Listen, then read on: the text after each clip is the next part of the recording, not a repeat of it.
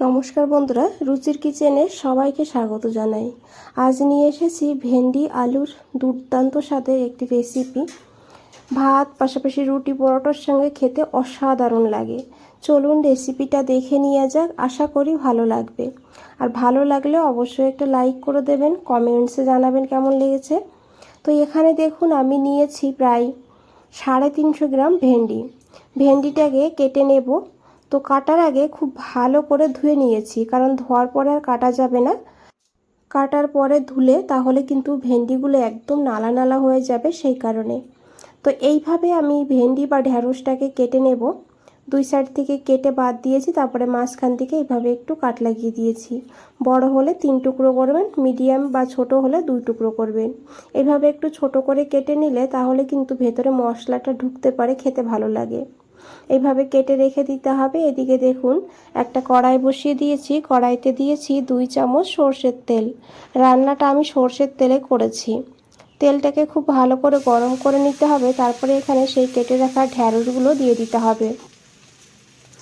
এখন ঢ্যাঁড়সটাকে ভালো করে ভেজে নেব। তো প্রথমেই এইভাবে আমি 1-1.5 মিনিট এইভাবেই ভেজে নেব।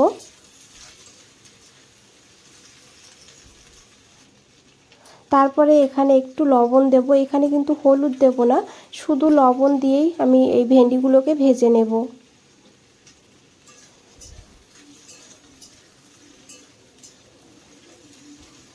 তো এইভাবে বন্ধুরা ভেন্ডিগুলোকে ভেজে নিতে হবে। দেখুন, আশা করি দেখে বুঝতেই পেরেছেন।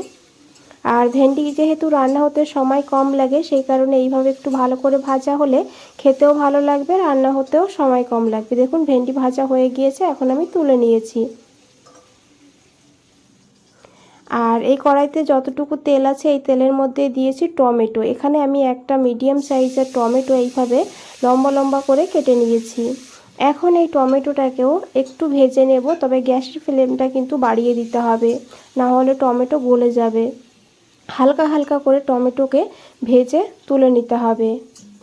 তো দেখুন বন্ধুরা, টমেটো ভাজা হয়ে গিয়েছে। এখন এই টমেটোটাকে তুলে নিয়েছি। এই কড়াইতে আরও 2 চামচ তেল দিয়েছি। তেলটাকে খুব ভালো করে গরম করে নিতে হবে। তারপরে এখানে দিতে হবে 1/2 চামচ গোটা জিরা। জিরাটাকে একটু ভেজে নিতে হবে। তারপরে এখানে দিয়েছি একটা শুকনো লঙ্কা, তবে ছোট ছোট করে দিয়েছি, এতে ফ্লেভারটা ভালোভাবে তেলের সঙ্গে মিশে যাবে। এখন এই ফোড়নটাকে ভালো করে ভেজে নেব। আর তারপরে এখানে দেব পেঁয়াজ কুচি। এখানে আমি একটা ছোট সাইজের পেঁয়াজ এইভাবে পাতলা পাতলা করে কেটে নিয়েছি। এখন এই পেঁয়াজটাকে হালকা করে ভেজে নিতে হবে। তো দেখুন পেঁয়াজ ভাজা হয়ে গিয়েছে। এইভাবেই কিন্তু পেঁয়াজটাকে ভেজে নিতে হবে, এর থেকে বেশি আর লাল করা যাবে না। এখন এখানে দিতে হবে আলু। এখানে আমি 2টো ছোট সাইজের আলু এইভাবে ডুমু ডুমু করে কেটে নিয়েছি। এখন এই আলুটাকে দিয়ে দিয়েছি। আলুর সঙ্গেও পেঁয়াজটা ভাজা হবে, সেই কারণে পেঁয়াজটাকে কিন্তু কমই ভাজতে হবে, না হলে পেঁয়াজটা বেশি রকম ভাজা হয়ে যাবে বা কালো হয়ে যাবে। খুব ভালো করে মিশিয়ে নিয়েছি। এখন ঢাকা দিয়ে ভাজবো 2 মিনিট লো ফ্লেমে। যেহেতু বড় করে কেটেছি আলুগুলো, আর সেই কারণে কিন্তু এইভাবে একটু সময় নিয়ে আলুটাকে ভেজে নিতে হবে, এতে আলুটাও অনেকটা সিদ্ধ হয়ে যাবে। এইভাবে মাঝে মাঝে ঢাকা দিতে হবে, আবার মাঝে মাঝে ঢাকনা খুলে নাড়াচাড়া করে নিতে হবে। তো দেখুন বন্ধুরা, এখানে কিন্তু আলু ভাজা হয়ে গিয়েছে, পেঁয়াজও ভাজা হয়ে গিয়েছে। এখন এখানে দিয়েছি 1 চামচ আদা রসুন বাটা। এখানে 5 কোয়া রসুন আর অল্প করে একটু আদা একসঙ্গে বেটে নিয়েছি। এখন আদা আর রসুনটাকেও ভালো করে একটু কষিয়ে নিয়েছি, যাতে কাঁচা গন্ধটা চলে যায়। এদিকে দেখুন কিছু গুঁড়ো মশলা নিয়েছি। প্রথমেই নিয়েছি 1/2 চামচ করে ধনিয়ার গুঁড়ো, জিরের গুঁড়ো, 1/2 চামচ করে নিয়েছি লঙ্কার গুঁড়ো আর কাশ্মীরি লঙ্কার গুঁড়ো। এতে কিন্তু ঝাল হয় না, তবে কালারটা ভালো হয়, আপনারা দিতে না চাইলে নাও দিতে পারেন। দিয়েছি 1/2 চামচ হলুদের গুঁড়ো। একটু জল দিয়ে ভালো করে মিশিয়ে এইভাবে দিয়ে দিয়েছি মশলাটাকে। এখন খুব ভালো করে মিশিয়ে নিতে হবে। আর গ্যাসের ফ্লেমটা একদম লোতে রেখে মশলাটাকে ভালো করে কষিয়ে নেব। এখানে আমি পরিমাণ মতন লবণ দিয়ে দিয়েছি। দিয়ে ভালো করে মিশিয়ে নিয়ে ঢাকা দিয়ে মশলাটাকে কষিয়ে নেব। যত সময় জলটা শুকিয়ে যাচ্ছে, মশলা থেকে তেল ছেড়ে দিচ্ছে, তত সময় কিন্তু আমি ঢাকা দিয়ে রেখে দিয়েছি। দেখুন তেলও ছেড়ে দিয়েছে আর জলটাও শুকিয়ে গিয়েছে। এতে কিন্তু আলুটাও সিদ্ধ হয়ে গিয়েছে অনেকটা। এখন খুব ভালো করে মিশিয়ে নেব আর এখানে আরও একটু জল যোগ করে দেবো। অবশ্যই গরম জল দেবেন, এতে স্বাদটা বেড়ে যাবে। জলটাকে দিয়ে ভালো করে মিশিয়ে নিতে হবে। বন্ধুরা, একবার হলেও এই পদ্ধতিতে আলু ভেন্ডির তরকারি রান্না করে খেয়ে দেখবেন, অসাধারণ লাগে খেতে। ভাত রুটি সব কিছুর সঙ্গে দুর্দান্ত লাগে খেতে। আর যারা ভেন্ডি খেতে চায় না তারাও চেটেপুটে খাবে।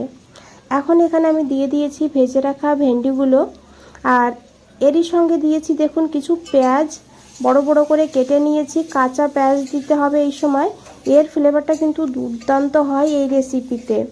পেঁয়াজগুলোকে দিয়ে ভালো করে মিশিয়ে নিতে হবে। এখানে কিন্তু কষাবো না, শুধু একটু ভালো করে মশলার সঙ্গে ভেন্ডি আর পেঁয়াজটাকে মিশিয়ে নিতে হবে।